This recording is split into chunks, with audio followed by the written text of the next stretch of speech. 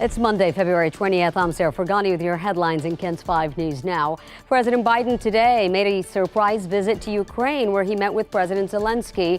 This is the first time the president has been in the country since the full-scale Russian invasion began a year ago this week. 1 year later, Kyiv stands, and Ukraine stands. Democracy stands. The Americans stand with you, and the world stands with you. The president left the country after a 5 hours long visit, and it marks the rare occasion a U.S. president has traveled to a conflict zone where the U.S. or its allies did not have control over the airspace. Speaking in Kiev, President Biden promised an additional $500 million in U.S. aid, and that includes anti-tank missiles, air surveillance radars, and shells for howitzers, a powerful long-range weapon. In San Antonio, police say a man is recovering from an attack with an AK-47 near the Rim and La Cantera Parkway. SAPD says the shooting happened outside the victim's girlfriend's apartment on Worth Parkway. They say the shooter is the father of her child. According to investigators, the man was leaving his girlfriend's apartment when he ran into the father of her child in the parking lot. Police say the two got into an argument and the father apparently shot the boyfriend several times. Investigators told us the shooter ran and the victim was taken to the hospital. At last check, his condition was stable. Overnight, a man decided to cross the highway when an oncoming car hit and killed him. It happened on 410 just before the Castle Hills exit and caused an hours-long traffic backup while police worked to clear the scene. Police say the victim is in his 30s or 40s. The driver did stop to try and help the victim. Today, an observance will be held to honor a little girl who disappeared from her San Antonio apartment 14 months ago. Lena Serdar-Keel would be turning 5 years old today. She disappeared from her apartment's playground on Fredericksburg near USAA on December 20th of 2021. Several searches by law enforcement and volunteers have been fruitless. SAPD and the FBI are still searching for any tips that could help them, and you can call SAPD's Missing Persons Unit with all your tips at 210-207-7660. Also today, we could be getting an update from the Texas Supreme Court about our next election in San Antonio. Last week, City Council approved adding a charter amendment to the May ballot, but it drew some criticism from the state. Today is the deadline for the council to inform the Texas Supreme Court. And the world is looking back on the accomplishments of former President Jimmy Carter. Right now, the 98-year-old is in hospice care after several hospital stays.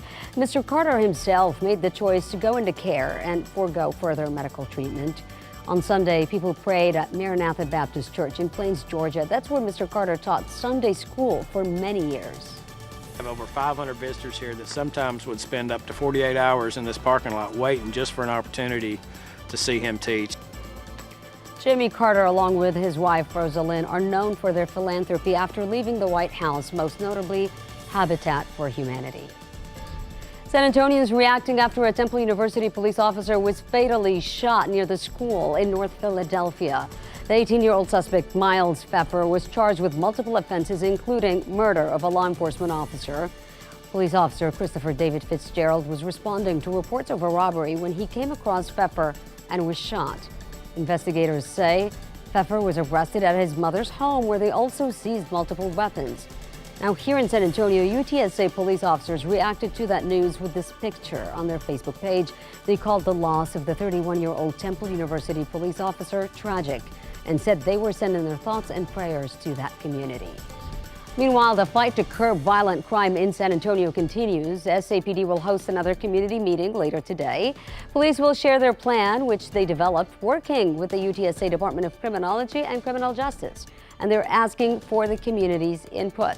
That meeting takes place at the McCrillis Library tonight at 6 o'clock. If you're in the market for a used vehicle, you might want to buy sooner rather than later. Here's why. Wholesale prices for used vehicles being sold at auction have sharply risen in the last few weeks.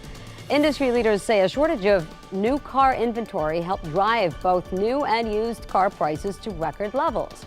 Now, dealers are scrambling to rebuild inventories ahead of the busy season when folks get their tax returns, which results in higher prices for used cars. Big news for San Antonio's newest XFL team. Hollywood star Dwayne "The Rock" Johnson confirmed the XFL Championship matchup for the league will take place at the Alamo Dome. He broke the news during the Brahmas' first game at the Dome on Sunday. but the team will need to bounce back from the season opener after falling to the St. Louis Battlehawks. Win or lose, Johnson said San Antonio is the perfect spot to have the inaugural championship. We create the right story and the right team.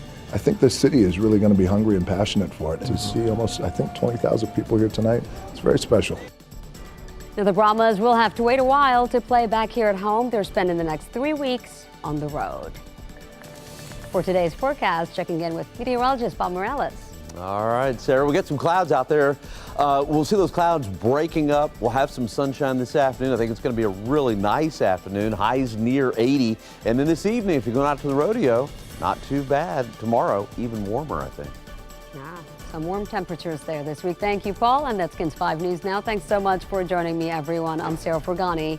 I'll see you tomorrow.